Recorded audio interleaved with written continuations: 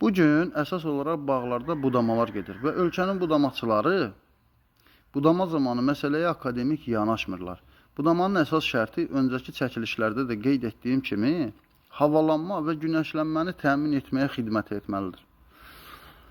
Son 3 gündə bir neçə yerdə budamalarda iştirak etdim və demək olar ki, hamısında da bu iki şərtə tam mükəmməl şəkildə riayət edirlər. Amma bir şeyi düşünmək lazımdır ki, budamadan gübrələməyə, sulamadan dərmanlamaya hər bir aqronomik tədbirin hədəfi daha çox məhsuldarlıq əldə etməyə köklənməlidir. Ağacı tanımaq, ağacın fiziki görünüşünə görə bioloji olaraq tanımlanması demək olar ki, yoxdur ölkədə. Bildiyimiz kimi eyni budama və eyni sulama və hətta eyni gübrələmə altında olsa da, bağda ağacların müxtəlifliyi hər zaman olur. Məsələn, bağ bütün olaraq standart yanaşmalar altında olmasına baxmayaraq, bəzi ağacların tamamilə məhsul vermədiyini müşahidə edirik. Və hətta həmin ağacların digərlərinə görə daha sağlam budaqları, daha sağlam göründüyü müşahidə edilir. Gözəl şivlənir, daha iri, sağlam budaqlar əmələ gətirir və s. Bu tip ağacların bağınızda müşahidə etməmiş deyilsiniz. Bu tip ağaclar bioloji olaraq düzgün anlaşılmalıdır.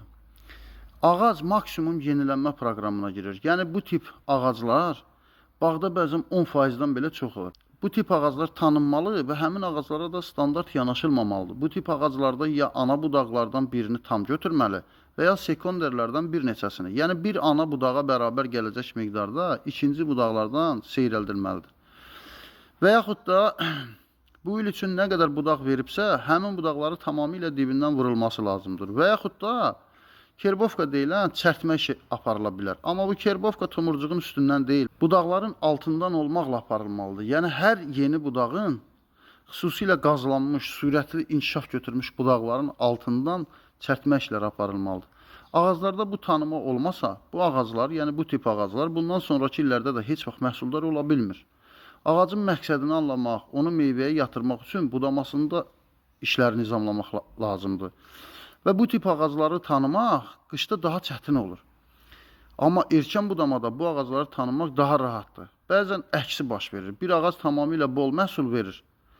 Bir il budaqdan qalır, bir il heç bir şivlənmə vermir. Bu ağacın digər ağaclara görə şəkillənməsində problem yaranır. Bu bağın ortasında çox fərqli parametrlərlə daha cır qalır. Həmin ağac növbəti ildə və ya illərdə daha tez məhsuldan düşür. O ağaclar da meyvə gözləri seyrəldilməlidir. Kiçik budaqları azaldılmalıdır. Həmin ağaclarda da bir ana budaq seyrəldilməsə, kebrovka zamanı da budaq vermək potensialı olmur bu ağaclarda.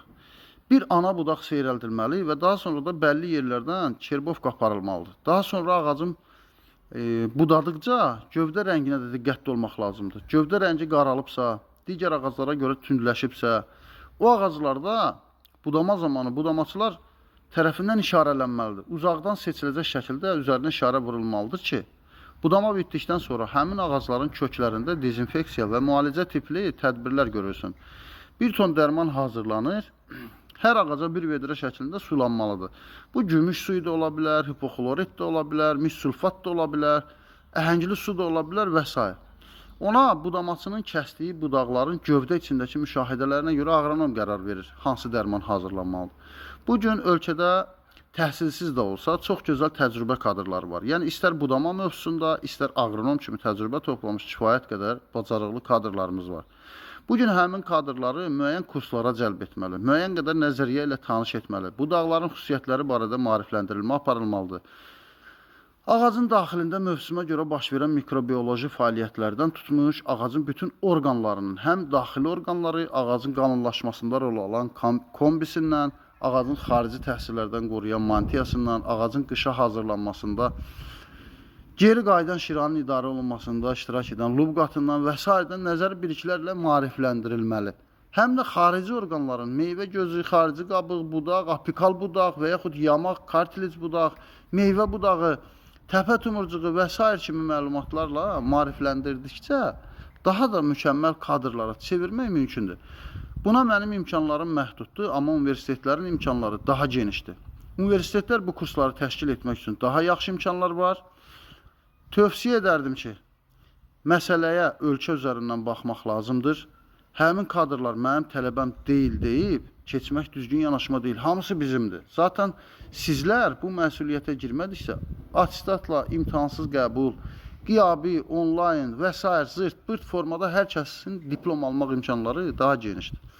Və şükür Allaha da bu imkanlar daha da genişləndirilmək. Çünki bu kadr bu tip təhsil diplomlarını verən ölkəyə qətiyyən lazım deyil. Ona görə də diplomunu satır, pulunu qazanır. Məsuliyyət isə bizim ölkənin təhsil sisteminin kürəyində qalır.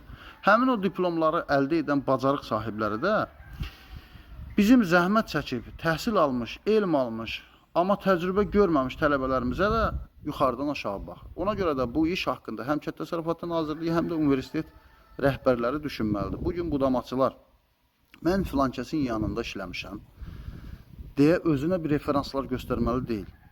Hansı xarici aqronomu yanında işləməyini özünə referans göstərməsi düzgün deyil. Həmin kadrlar həm Kənd Təsərrüfatı Nazirliyinin sertifikatını almışam kimi, həm də ADANın sertifikatını almışam kimi referanslar göstərilməsi daha məqsədə uyğundur, düşünürəm. Yəni, o kadrların üstündə işləmək daha asandır, çünki o kadrlar, öz kadrlarımızın, universitetdə ali təhsil alan kadrlarımızın təcrübə məntəqələri, təcrübə imkanları aşağı olduğuna görə onları yetişdirmək daha çətindir. Bunlar hazır təcrübəlidirlər və təcrübədə də iştirak edirlər daima budamada və s. yemləmədə və s. və ilə axır şəkildə də, yəni operator kimi və s. kimi bir şəkildə bağlardadırlar, birbaşa təcrübə məntəqələrindədirlər. Onları daha yaxşı, mükəmməl kadr kimi yetişdirmək daha asandır. Belə bir sertifikatlaşdırılma təşkil olunsa, nə qədər həm o tələbələrə sahiblənərik, həmin kadrlara sahiblənərik, bizimdir deyə bilərik. Həm də mükəmməl bir kadr yaratmaq olar ölkədə. Bu qədər. Təşəkkür edirəm.